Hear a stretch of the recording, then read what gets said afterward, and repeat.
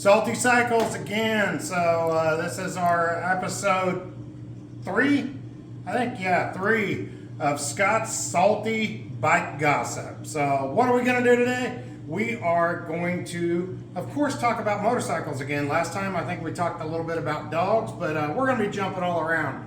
So we're going to talk about motorcycles, and we got a lot of way cool motorcycles in here. I mean, the XR 1200, that's sweet. We've got the Big Bear. I've got this way tricked out Breakout. I mean, it just goes on and on and on all around this room. But we aren't going to be in here. These are all nice and shiny. We're going to the Backroom today, and we're gonna look at a bike. I'm gonna call it a Backroom treasure. So follow me. Let's go check it out. All right. We're walking over. This is our second building. This is a future expansion of Salty Cycles. We're growing, and you know, how are we gonna? That sun's behind me, right? Oh yeah, bad. Anyway, so we're growing, and as we grow, we're gonna put in a service shop here. I'm gonna extend my showroom, all that kind of stuff. So this is the future, and the future is dusty and dirty, but man, we're gonna clean it up. So it's gonna be awesome. You can kind of see we've got a few bikes in here. I mean, Buell, who doesn't love a tube frame Buell? I mean, how sweet is that? 2002 M2 Cyclone. It's got the good old performance machine wheels, but that's not what we're talking about either. Tune in for another episode, and we'll talk about Buells. I might have a little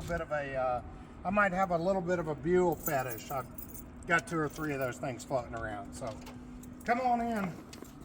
We're probably going to have to wade through a few mess of motorcycles as we get to where we're headed. You know what, I got to say, motorcycles really aren't a mess. You can't have too many, and it doesn't even matter what condition they are. You know, as long as you can still roll them around, they're good to have. So the one who dies with the most toys wins. That's what I always say. So. Little RS Capri action. Yeah, I know we're not talking cars, but let me tell you what, this machine, that's a sweet ride right there. We you know, if people give some good feedback, if you want to learn more about some of the hot rods we do here, give us a shout, because we got a little hot rod fetish too.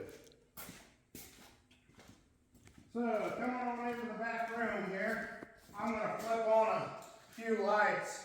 This is our future showroom, and I say future because it's not really a showroom right now. It's dusty, dirty, grungy, and we're gonna pick something out. And I tell you, there's a lot of stuff back here, and you know, this is nowhere near our back room. We got a whole nother back room back there. I've got stuff next door, and we got stuff upstairs. And how to get it upstairs, that will be another episode of Scott's Salty Bike Gossip. So anyway, what we're going to talk about today, we got a shovel here. I don't know, there's a lot of shovel people out there. She's dusty, so I'm not going to give this thing a full wipe down, but I'm just going to clean off enough of it to do a little justice so you can see the diamond in the rough. You know, I told you it was backroom treasure. So anyway, this is a sweet machine, people. So, let's talk a little bit about the shovel. A lot of people, you know, almost everybody's a shovel head, but what do you know about shovel heads? You know, the first gen shovels were what they called a generator case. You'll hear people call them a flat side. Well, really what that is, that's this kidney bean on the side of the motor. And, you know, that's a carryover from the pan, and you know, they quit on the pan. They started shovel in 1966. Previous to the pan, of course, was the knuckle, and I got some of those, but not today. That's another time, another chat. But anyway, so the generator case shovel, 1966, first year, came out, replaced the pan head, and you know, it was a generator case.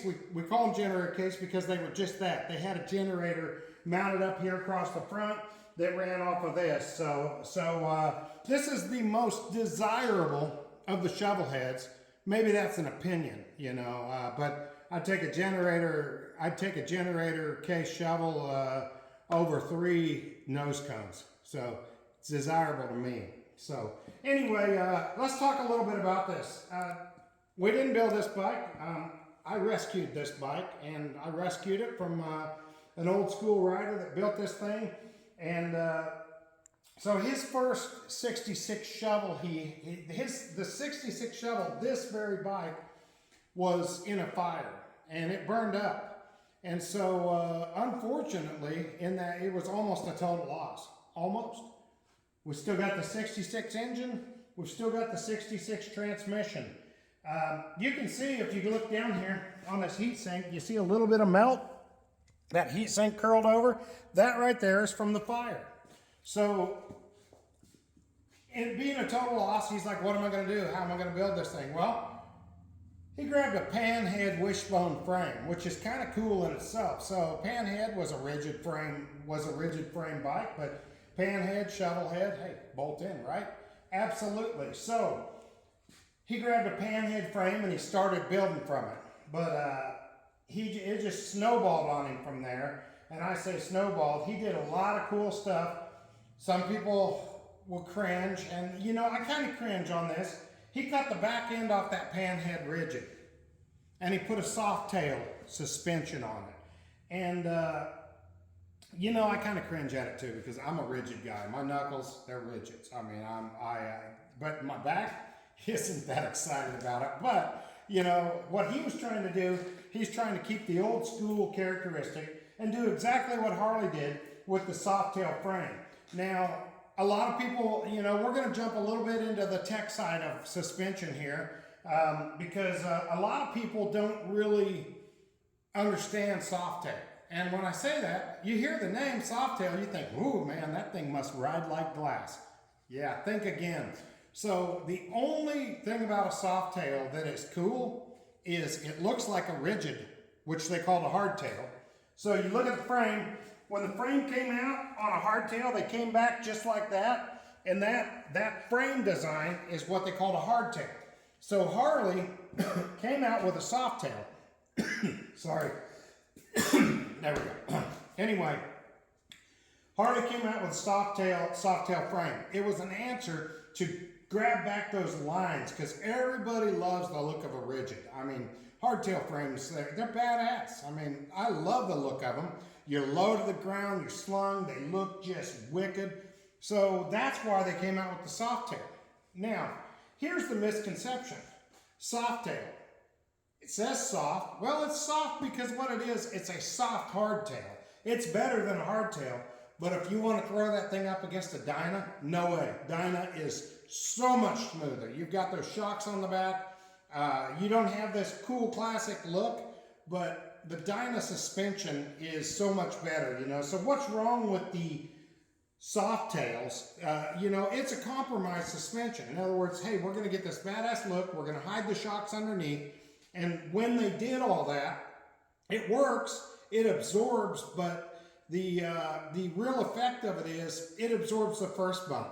If you ever take a soft tail over a set of railroad tracks in a little bit of a hurry, you'll know what I mean. You hit the first track and it's like, hey, this isn't bad. You hit the second one and it's like, wham, man, that thing will just knock you. And really, that's because the suspension of a soft tail is a compromise. It cannot react quick enough or fast enough to soak up that next bump. So the rebound, it just doesn't return quick enough. So there's your soft tail suspension lesson for the day.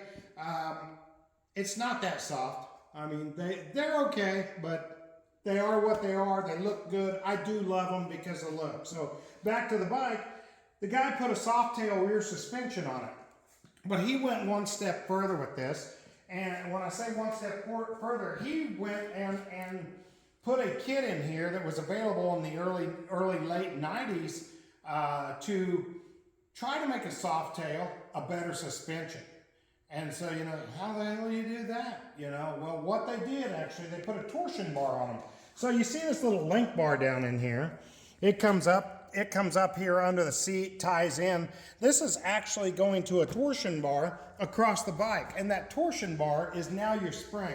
So you're no longer counting on the shocks and the hydraulics of that shock to hold you up and run out of suspension and bottom out. Now you're more traditional, like a traditional shock absorber in a sense down below, with a torsion bar to hold the spring. So this was a pretty cool kit. Like I say, it was available up till, I think it came out in 98, 99, somewhere in there. They had it for a few years and it fizzled. You know, maybe it didn't catch on. Maybe it was too much work to put it on, whatever. But you know what? This one's got one. And I think that's cool because this thing is a unicorn. I mean, this bike is just none other. So let's just do a few other things on this bike, show you some cool stuff. Inverted forks on a shovel head. I mean, this is cool. I mean, you don't see that.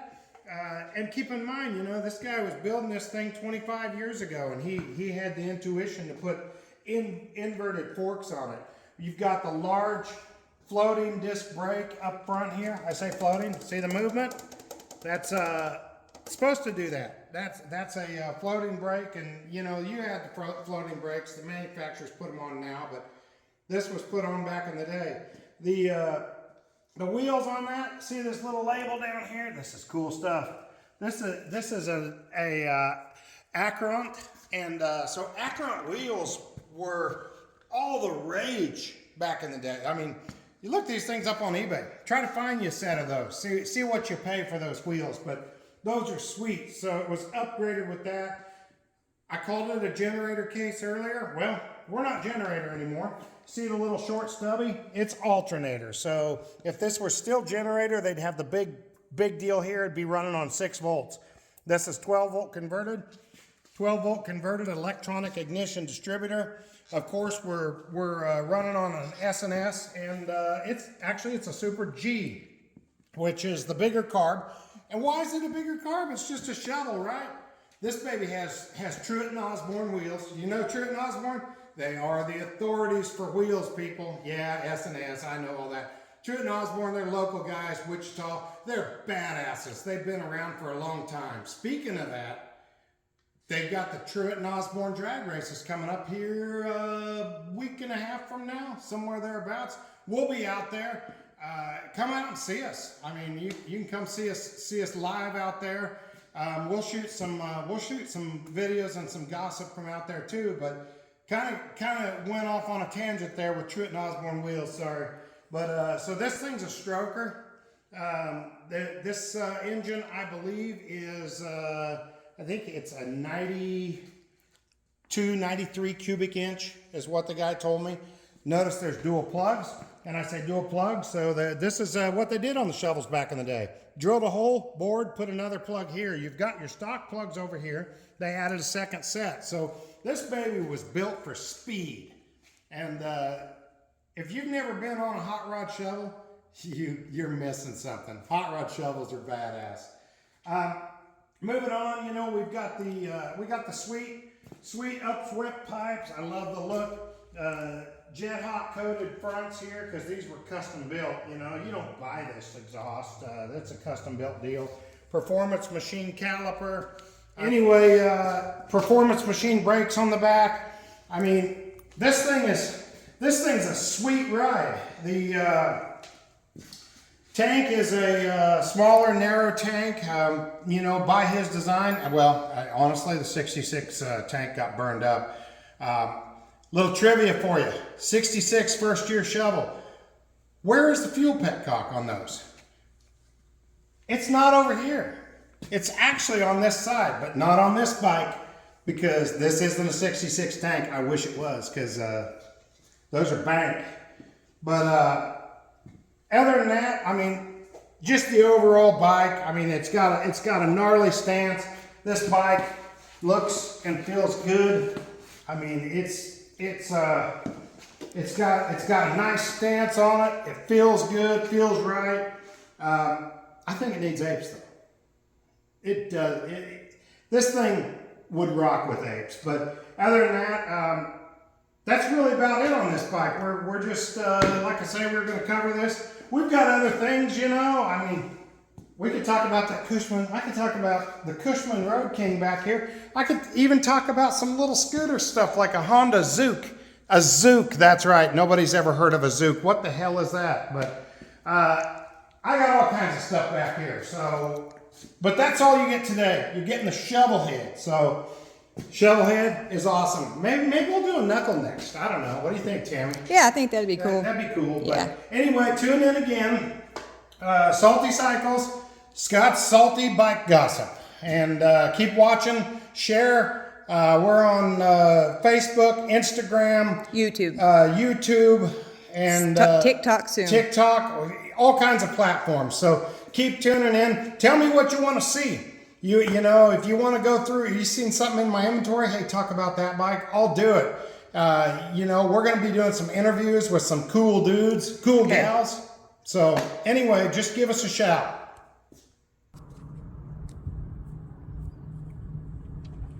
All right, people. So that was Scott's Salty Bike Gossip and, you know, treasures in the back room. So tune in next time. We'll have some more cool stuff.